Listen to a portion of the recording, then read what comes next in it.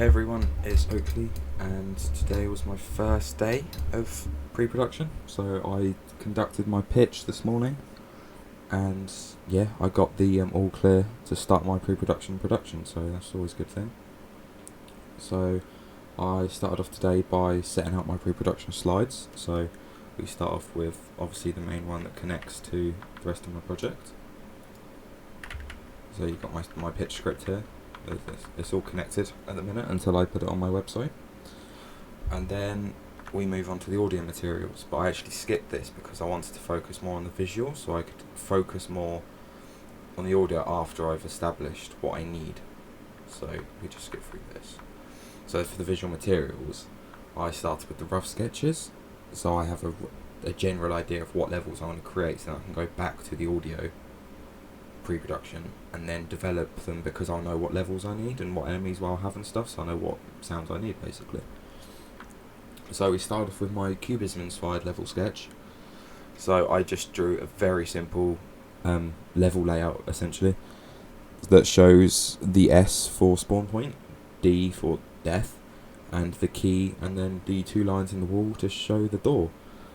So this is going to be the first level of my game, as I wrote on the right hand side. So the player will just have to parkour in order to get the key. This is just so they can get used to the movement, because I have advanced movement such as wall running, double jump and sliding, etc, etc. So it's more of a chance to them to practice that before they go into any sort of combats. This is a completely enemy free zone. It's going to be a lot bigger than my concept art, which you can see in the top left of my diagram.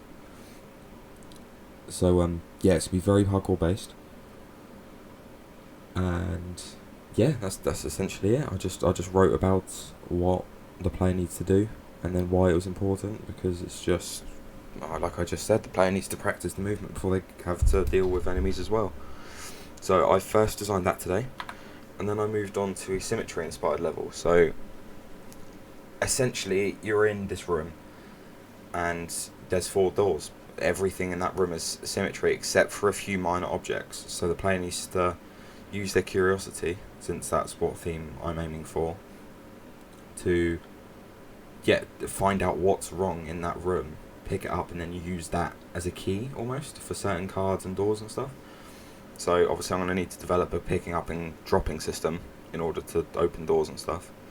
But also in this level is critical because there's one enemy in the room, but where there's a big table in the middle of the room, the player doesn't have to fight them immediately because it will be melee combat.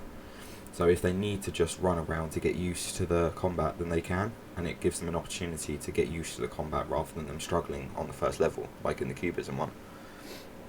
So there'll be loot there, they'll get their first weapon in this level, so it'll be the sword or the whatever, just a melee weapon. And then after they kill the enemy, it won't respawn, so if they choose to kill it first, then that's fine, they have a peaceful run. Or they have to do it under pressure and not kill the enemy. So, but I wanted to add lots of loot to this, so the player has enough choice for the next level where there's going to be lots more enemies.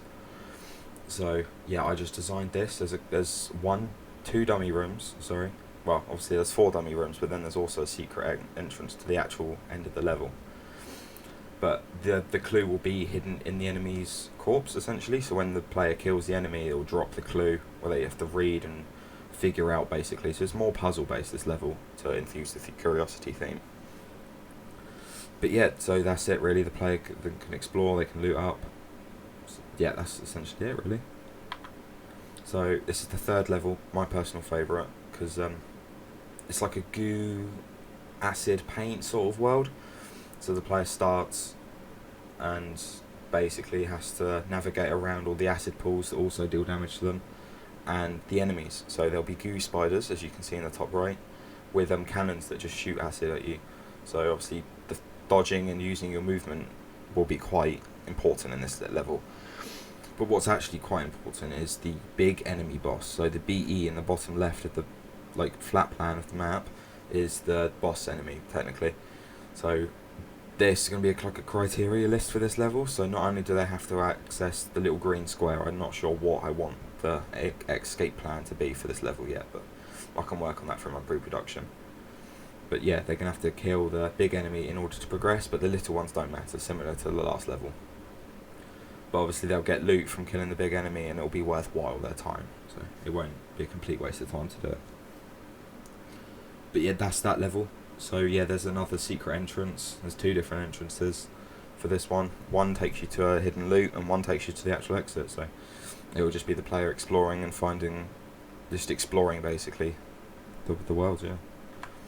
And my last level that I plan to create right now, so at the minute I'm giving myself 4 levels because I don't want to push myself too much and forget like what the main goal is, to make a fluent, good game that players can enjoy, and it's not just horrible to play but looks nice and has lots of levels. So I want to just keep it small to the minute, and then if I have time during production, then I can make more levels, and I'll just add to my pre-production.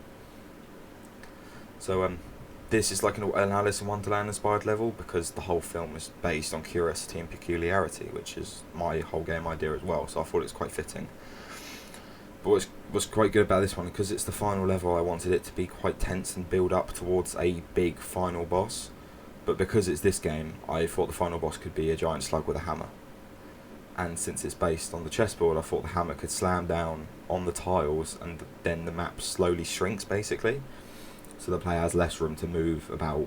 So basically taking away what they've learned and reducing it, so then they get better at the combat style of the game. So it's a bit of a throw compared to the last couple of levels.